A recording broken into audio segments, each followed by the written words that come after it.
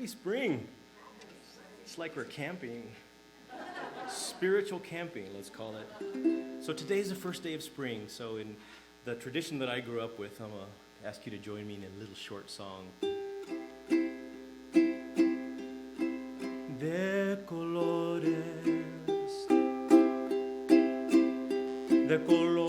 se visten los campos en la primavera. You know the song, do you do?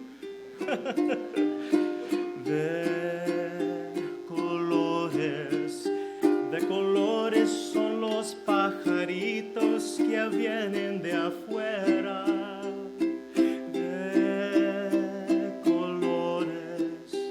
De colores es el arco iris que vemos lucir. Y por eso los grandes amores de muchos colores me gustan a mí. Everybody sing. Y por eso los grandes amores de muchos colores me gustan a mí.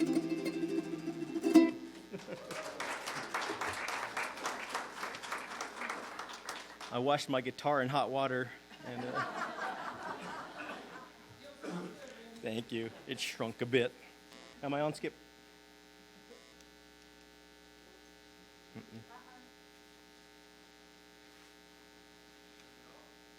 Not intentionally. Let's find out.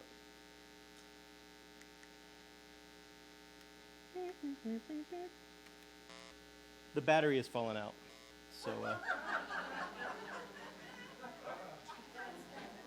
let's just use the podium mic. It'll be fine. I'm not sure where that happened exactly, but we won't worry about it. We'll adapt. That's the theme of today, right? Be flexible and adapt. So what a great topic we've had this month, spiritual activism. And, Bonnie spoke first this month, and I liked how she started, and she said, how does that make you feel when you hear the word spiritual activist? How did it make you feel? Did it make you feel anxious? Did it make you feel guilty that you're not? Or maybe you are? Mother Teresa was asked about why she did not attend anti-war rallies. And she said, when you have a pro-peace rally, I'll be there. She totally got it. What's the difference between, would you say, just throw it out, between a political activist and a spiritual activist? Anybody? Just throw it out. Okay. Anger. Anyone else? Great. Right. So with a political activist, what are they trying to actually change? Other people. We all know how easy that is, don't we? A spiritual activist, guess what they're trying to change? Themselves. It's a transformation from within. As spiritual activists, as spiritual people, we know that transformation only happens here first. It happens from within. Gandhi said, be the change that you want to see in the world. And he meant that literally, which is wonderful. When we keep an experience active in our vibrational outputting by giving it our attention, basically spirit knows no difference between good or bad. So it's just going to say, okay, this is what you're paying attention to. Guess what? I'm going to offer you more of that because that's what you want. Like, say you're driving around town and you see a driver talking on their cell phone, and you go, put that down and drive, hang up and drive, I guess is what they say. I know for myself that really kind of bothers me when I see that. I think it's just dangerous.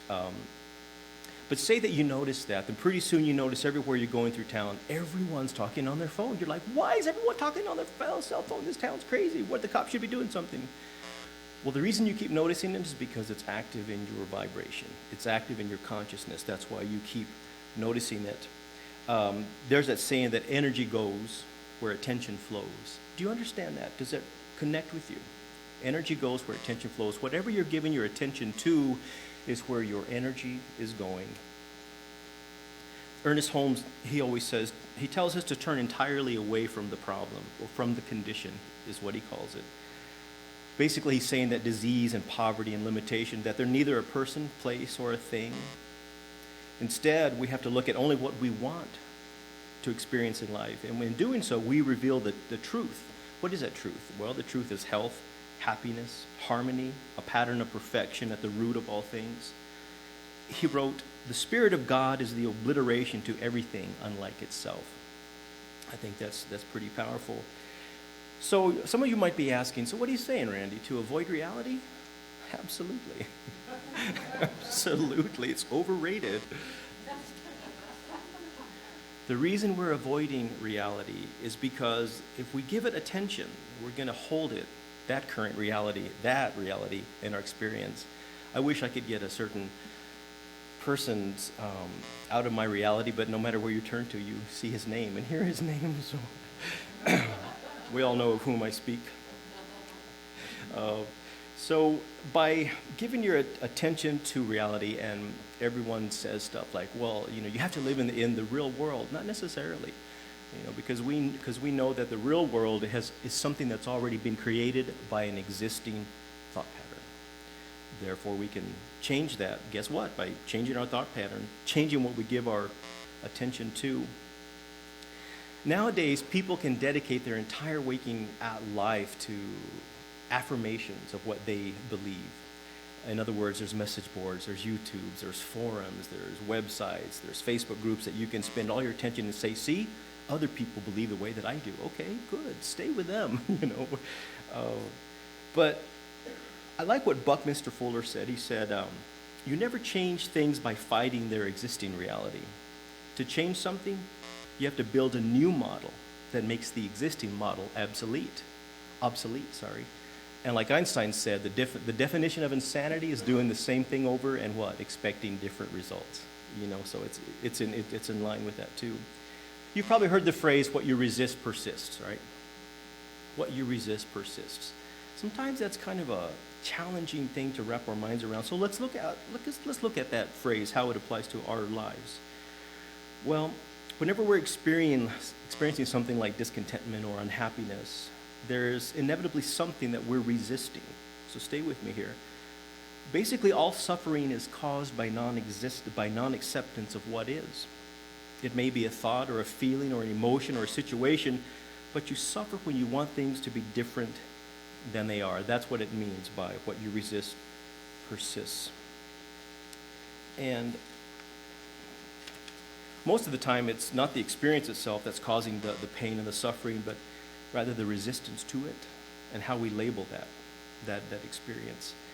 So as the saying goes, we can be of this world, but not in it. Well, we can also choose to believe and affirm that everything is always working out in the best way for the highest good. I think that's a courageous statement, personally. But we have to know and understand that in back of everything, like Ernest Holmes always said, there is a beauty, there is a peace, there is an unconditional field of love, there is a harmony in back of everything. Marcus Aurelius, boy, he sure said a lot of good things. I would have liked to have dinner with him and talk. He said, if you are pained by external things, it is not that they disturb you, but your own judgment of them. And it is in your power to wipe out that judgment now. I really like that. And the way I see it, there are only two responsibilities in being a spiritual activist in this world. One is to affirm, like Course in Miracles says, one is to affirm that only love is real. Everything unlike love is an illusion, and that realization, therein lies the peace of God. The other path is some steps that I've found, some key steps that I'm gonna go over, and if you want to, I believe, Skip still makes CDs, and of course Randy tapes all of these if you ever want to go back and listen to them. So I'm going to outline those for you today. But first of all, spiritual activism. Now actually get into the crux of the matter.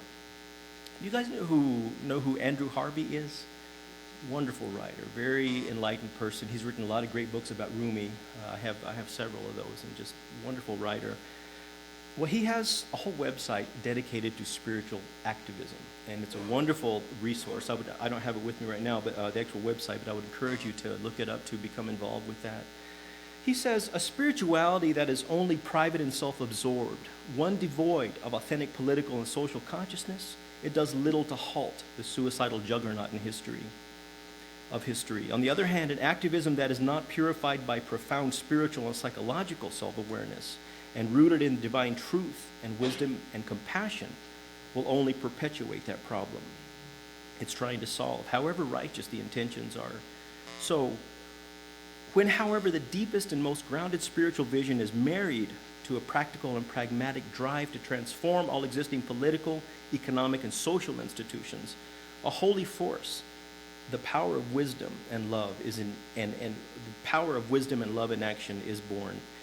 In other words, he's saying that unless your activism is rooted in in faith, in a connection to something larger, and a belief that there's something larger at work, it's probably going to be empty and probably also going to be not as constructive as you'd like it to be. So if your activism is rooted in spirituality, in a belief in everything good, then it's going to be a lot more effective. Spiritual activism, it's a coming together, isn't it? The spirituality and activism. It's not about religion or dogma. It's an activism that comes from the heart and not just from the head. But this activism is rooted in compassion, in positive, kind, fierce, and transformative ways of being. And being a spiritual activist means taking our part in creating change with a spirit of positivity and compassion and love. And what could be more inspiring than that, and more rewarding than being the change that we want to see in the world, within and without? So these keys to spiritual activism that I'm going to tell you about, they're stuff that I've researched, and then stuff that I've also come across from my own practice, my own studies, my own reading. So the first point to be a spiritual activist, Skip asked me what my title was for my talk, and I realized I didn't give it an actual title.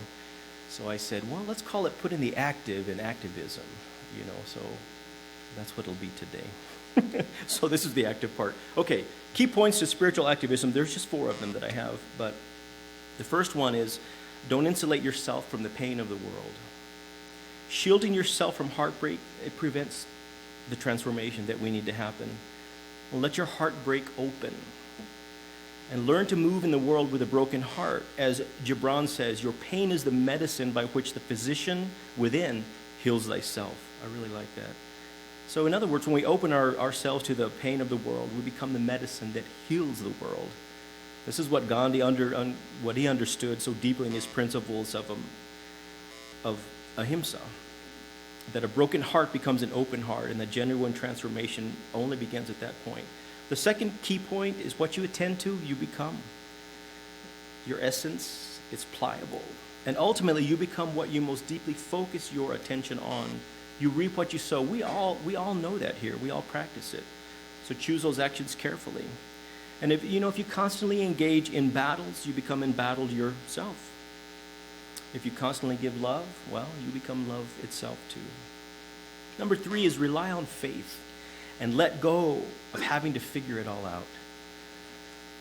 It can become so overwhelming when you look at the troubles of the world through, say, the media's eyes or your friend's eyes.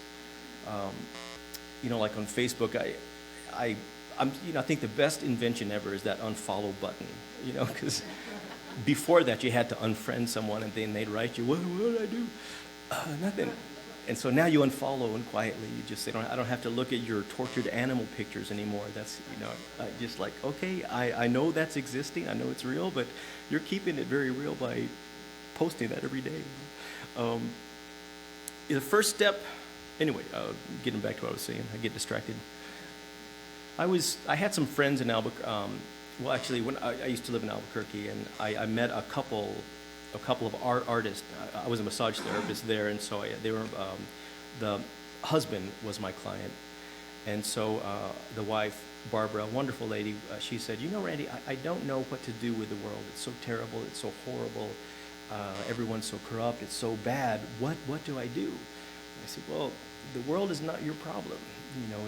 It's within. Change those feelings to gratitude. to love, to appreciation that you have such a beautiful relationship and that you're both such successful people. So in other words, that we transform the world by transforming ourselves is a point of that. What you have to rely on faith. And I think part of relying on faith is simply knowing that there's something larger, that there's Einstein said there's only one question you need to ask yourself, is this a friendly universe?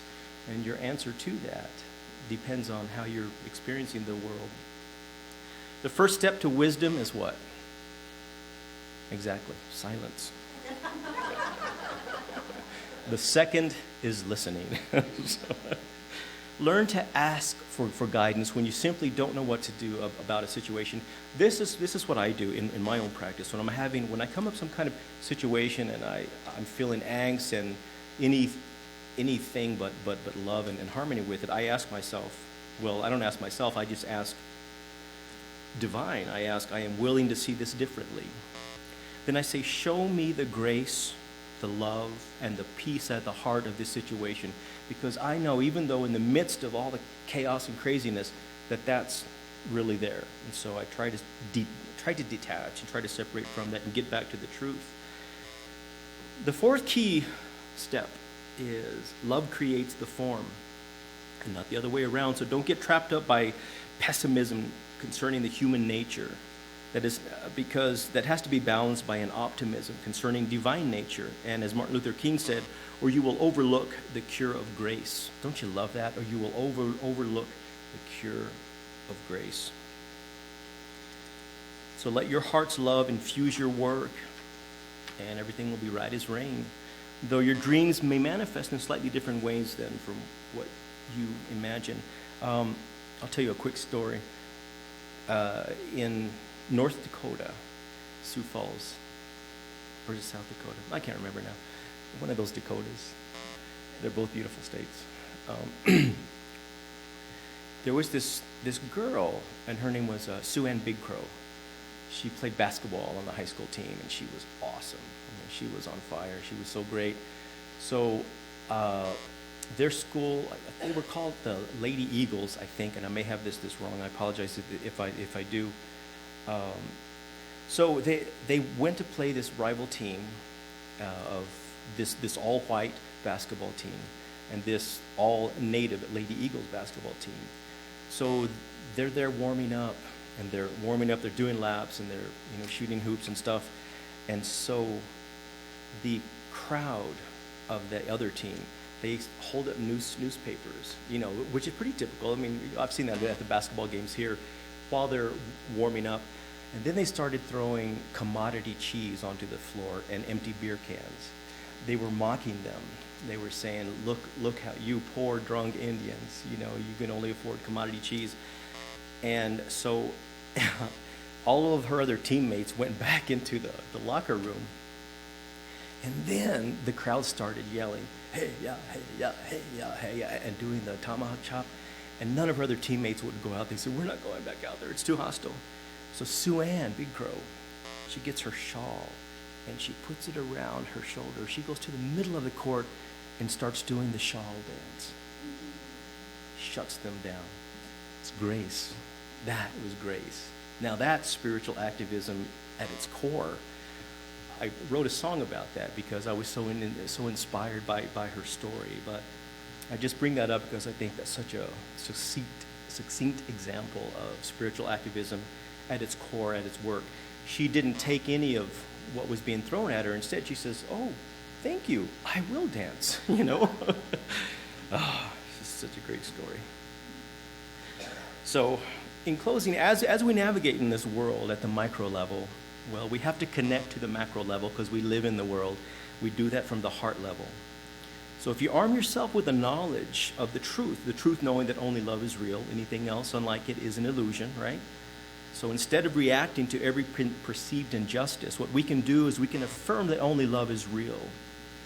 We can do a heart check. And we can acknowledge that we ourselves represent all the peace, all the love, and all the harmony that there ever is and ever will be. Let go of any expectations of the situation. Just know it's working out in a divine way, in a divine plan.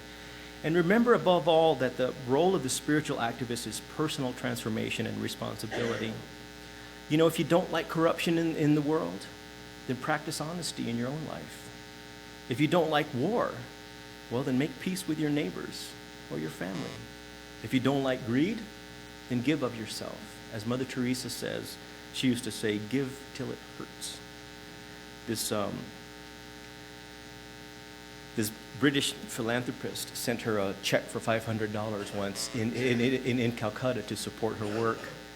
And she sent a note back. She said, we need more. You know? Why is your check so small? If you don't like anger and all the fear that you see on the news, turn it off. Seriously, turn it off. And then offer only love to every situation and every person. That personal transformation is your role as a spiritual activist, your personal transformation, which transforms your perception of the world, which transforms the world. And being an activist is not the easiest of paths, as anyone will tell you. But the key word in activism is active. You got to do something, you know. It's a lot easier said than done. So I'm going to end with just some, I'm going to ask Bonnie to come and lead the meditation, but I'm going to end with this to kind of get us into this meditation, to make ourselves receptive to this. This is from Ernest Holmes in his book, This Thing Called You, a lovely little book. Well, he says, with complete simplicity and directness, I recognize my divine center. There is one life in and through all. Consciously, I unify myself with this pure spirit in which I live and move and have my being. I am strong with the strength of the all-vitalizing power of pure spirit. I am sustained by divine energy, which flows through me as radiant health and vitality. Every atom of my being responds to this divine presence, and I completely surrender myself to it.